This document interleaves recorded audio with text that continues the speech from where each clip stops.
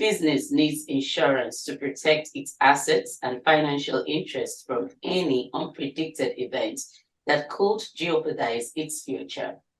On Let's Talk this week, we will be discussing crypto insurance, what you should know, and how beneficial it is to your crypto business. Hello and welcome. I am Unduja Kemosaku, and my guest is Afolayan, founder, Reigning Finance. And before we delve into the program proper, as usual, I'd like to remind you to please subscribe to our YouTube channel and follow us on all of our social media platforms. Until then, please stay with us.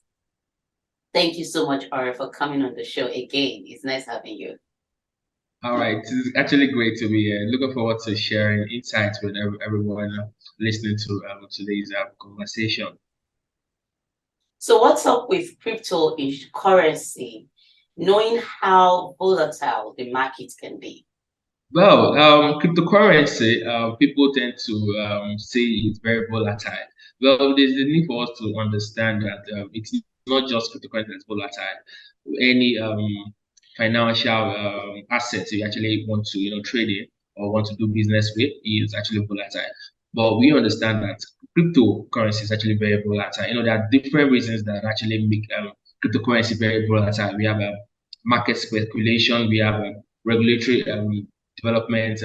Now we also have technology development from the team, from what is happening out there. There are also macroeconomic events actually making cryptocurrency one of those things that are very volatile. And also one thing that actually make cryptocurrency very volatile is media, the press. When you have notable people like Elon Musk, talking about a coin, the tendency for that coin, people want to rush into buying it because cryptocurrency is actually one of the best cases of the demand and supply concept. So as many people rush into it, the prices start to skyrocket. So that is one of those things that actually make cryptocurrency to be what it is today. So it's not just cryptocurrency that's exclusively volatile. There's so many stock assets, there's so many financial assets that are volatile. But because of how cryptocurrency is, it's actually why it is that volatile.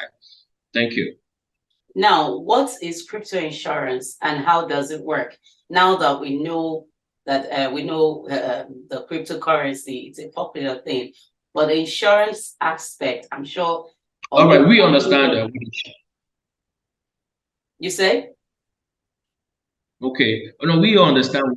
Yes, we understand what insurance is. So now, cryptocurrency insurance is basically that coverage that actually protects individuals, not just individuals. We have businesses, brands actually buy into cryptocurrency, and also exchanges. It actually protects them from the risks associated with the up and down of crypto. Because if they do not insure it, there's a tendency that they may actually record losses. So there's so many insurance packages with cryptocurrency. There are insurance that are actually protecting people from hacking. For don't protect people from hacking, they are actually done by crypto exchanges. People, brands like Binance, KuCoin. The reason is the fact that people, hackers, they can actually hack into some exchanges, actually taking people's assets. So with crypto insurance, they can actually insure that exchange so that when they record losses, they can actually get money to actually pay back the people actually putting their money there. Also, we have insurance against theft, fraud. Also, we have operational errors that actually affect not just the exchange, now the people or the brands that are actually doing business on these platforms. So insurance is not just exclusive to what we all know it as. It's also inclusive into the world of cryptocurrency. Thank you. Okay, so with this, knowing that there are lots of things that could happen while doing this business, we also know that even the carriers, or would I say the agencies that would reach out to that this thing is being done through, can also be involved in fraudulent activities. Now, I would just want you to express further on how it works to actually, even to the list of what do I call it now? Okay. Doing into those who are actually doing the business, because I understand that as little as $1 can actually buy crypto. Is that true? Yes, there are different types of insurance out there. They're never actually really pronounced. There's what we call custodial wallet insurance. This type of insurance. It actually protect people from the risks of hacking, also insider theft. Do you have many crypto brands that people put in their money? There's some people, some malicious people behind the scene actually doing some gimmicks, trying to exploit the process. So there's custodial wallet insurance. So the regular person, people like the regular layman out there, they might not understand how insurance works, how crypto insurance works. So now it takes you doing your due diligence. It takes you going to this crypto exchange, or it takes you as an establishment to understand that, okay, how do I get protected against this risk? So now there's what called exchange insurance. This was actually really, really done by the exchange. You have brands like Binance, KuCoin, those notable names. So those ones, they actually protecting themselves against hacking most times. And also they what called loss of private keys. Private keys are used for, they are more or less like passwords. But with the crypto world, you don't might not really need. It's what called Web3 blockchain ecosystem. You might not really need passwords. So you now have private keys to actually protect it. So now you can actually protect yourself, and as an exchange, you can actually protect yourself against all this platforms. The what called cold storage is another form of a way of storing your crypto assets. What this one helps you to do is, it takes your exchange, it now helps you to protect it in offline environment. So now you're taking your cryptocurrency away from that digitalized world, taking away from all the exchanges. Now you're storing it using a work or something like a flash drive, putting those your assets into offline environments, taking it away from the digitalized world. Now your assets, it's now, but now the problem or the setback to that is if you misplace that cold wallet, that physical storage unit, your crypto asset has actually gone for life. But with those digitalized platforms, you can actually reach out to support, you can reach out to people behind the scenes. Also, another type of insurance that people actually tend to do is cybersecurity insurance, which is actually one of the most popular ones. People try to ask people hack platforms. We have cyber attacks, we have data breaches.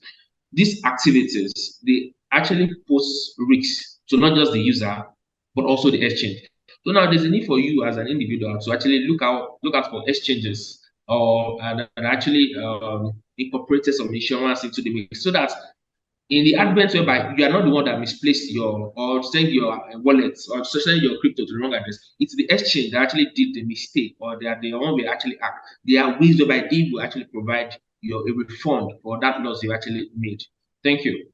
Now let's quickly go to the other part of this cryptocurrency insurance. Now, for people who do not know how to insure their cryptocurrency, what would you say? What are the procedures and the processes that they can take or go through to actually get this done, and how beneficial is it? Okay. Now when you want to buy crypto assets, oftentimes you just go to a crypto platform to want to buy assets. People do not oftentimes do that due diligence. That is because it's not even pronounced, it's not popular out there. But you can actually go the extra mile by just putting on Google, oh, crypto insurance platforms out there. Then they walk you throughout the process. They might have their own different ways of actually doing it. Oh, some might actually need to get you on the call. But now, if you actually blind a small crypto asset, you might not be able to have an opportunity to enter such conversations or actually even propose something. But maybe you're buying something as a brand, or you're buying something that's actually very, very huge. There's a tendency for you to actually do the right thing, go do the due diligence. But now, because the crypto asset ecosystem actually very volatile, we might not even have many brands or many exchanges even providing or actually insuring their platforms. But the little one they actually do is actually they protect themselves against hacks, so that they don't lose out in the long run. Their own insurance is actually protecting them. But now, you as an individual, you need to go do your own due diligence. Go find out, oh, what are even the laws around buying cryptocurrency in your area? Okay, now when I record this laws that it's not due from our end, how do I recover this? So those are those conversations, those are those researches you as an individual should actually do. And actually, we all know the benefits of insurance. It protects you from when you record losses, protects you from when there are things that are unplanned for that when they happen. So those are the major reasons why you actually need to insure your cryptocurrency asset. But because it's not popular in this part of the world, even across the world generally, There's a need for you to now do real research. And I think it's a space that actually not been explored enough. Cryptocurrency insurance. We have insurance in other the broader category of the finance world, but there's a need for we as individuals or as people, stakeholders in that space, to actually explore that area. So people do not just outrightly lose out their money because even let's even look outside the world of the currency. Another use case of blockchain technology is called NFTs. You tend to see people just buy NFTs in hopes that it will actually appreciate. But in the long run, they lose out money in the long run. But what are those things you actually need to put out? The what called rug pull is actually common in the Web3 ecosystem. So now, what are those things they need to do to actually ensure that they do not lose their money outrightly? So if they actually tick all their boxes, there's actually one reason why they will not lose out in the long run. Thank you. Thank you so much for that. We'll quickly go on this break and we will be right back. See you soon.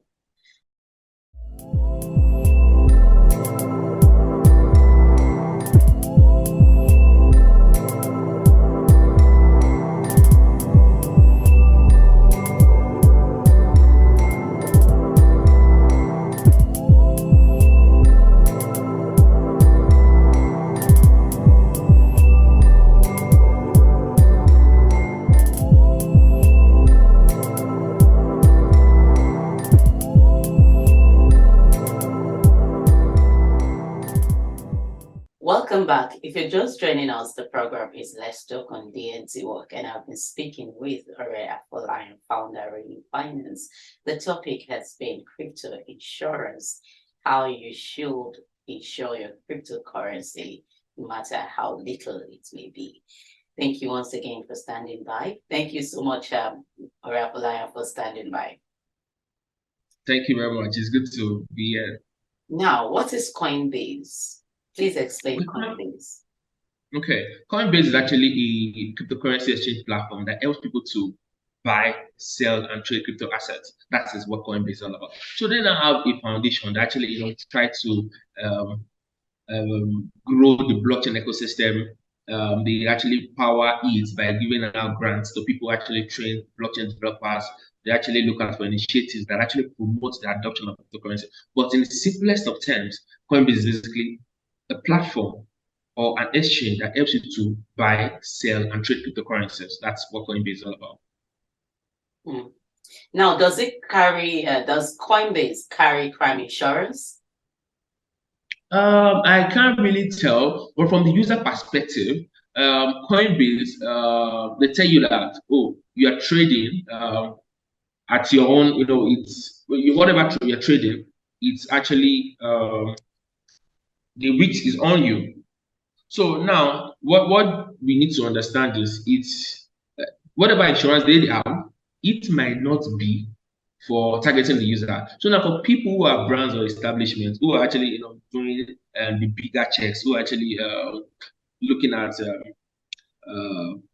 a broad form of investing, not just the elementary. I just want to invest my $10. I want to invest in my simple savings. There might be a broader form of insurance for this set of establishment or this set of individuals, maybe big brands. Because one thing that tends to play out is, sometimes when big brands, when they actually record their profits, in the world today, they just try to look at which they have fund managers that actually advise them, okay, this is where you actually put the money. Then sometimes they diversify into the world of cryptocurrency. So brands like that, or establishment of public figures of entities like that, there are ways whereby they look at insurance policies that can actually take advantage of. But for people like you and I, we are actually trading at our own risks. Thank you. Wow. So now, if it crashes, can someone lose his crypto? Oh yes, if Coinbase crashes, you are bound to lose the crypto. Look at this example. FTX was one of the media darling when it came up. They were processing $2 billion, I think, per month, or is it per month for the year as of 2022 when it was existing. But there was a mismanagement by the founder, that is Sam Bankman-Fried. Then FTX crashed. After it crashed, people, individual, notable figures, brands, even brands that they even raised funds from FTX. they all lost their money. They all lost it. That was whatever assets they had became zero, to became null and void.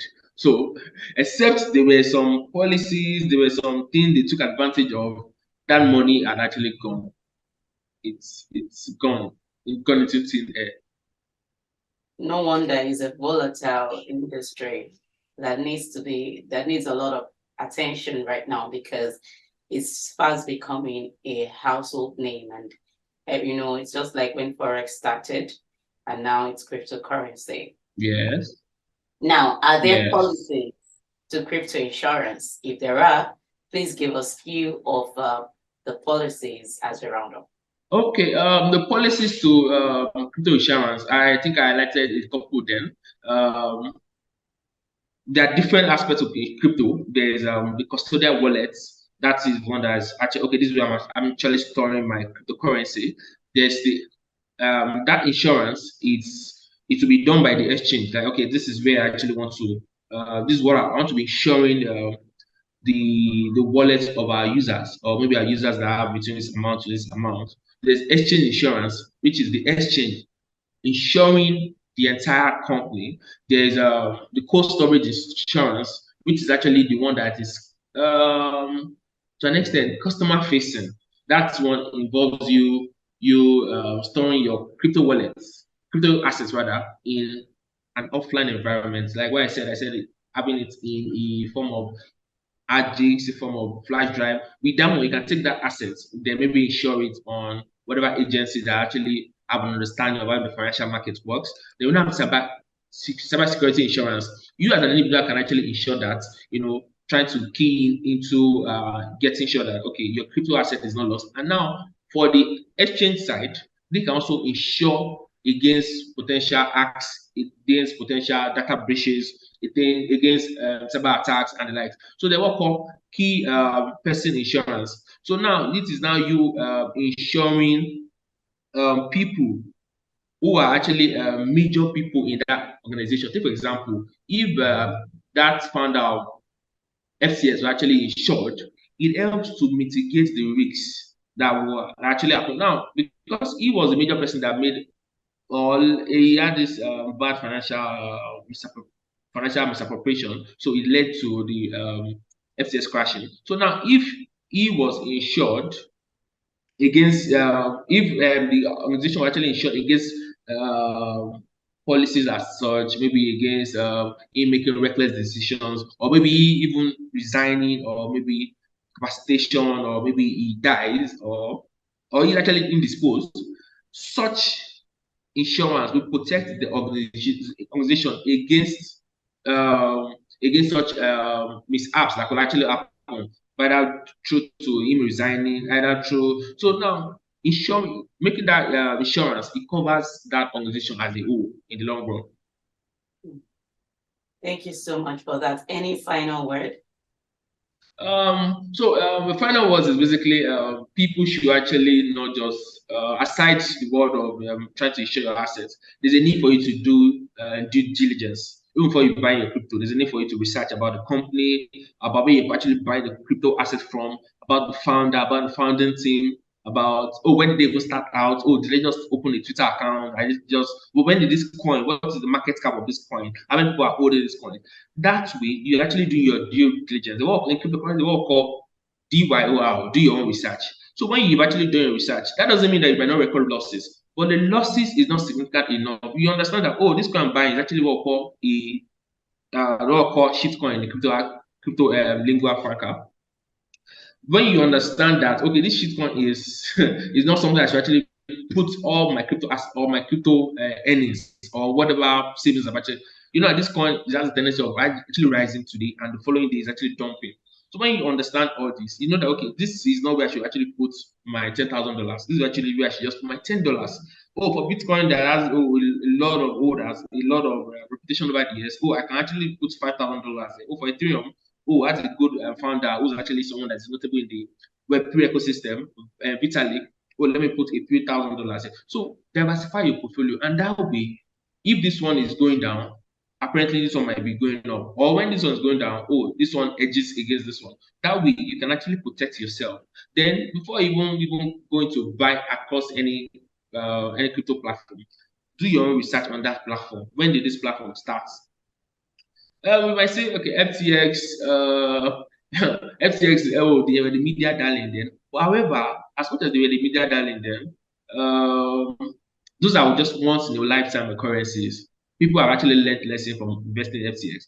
But platforms like Binance, over the years, they've actually established reputation. So there's a need for you to, follow up with the founder, CZ on Twitter. Oh, what are the latest updates? Oh, what are they talking about their coin, BNB? So understand all this before actually putting your money. Else, you might actually lose money in the long run. Thank you.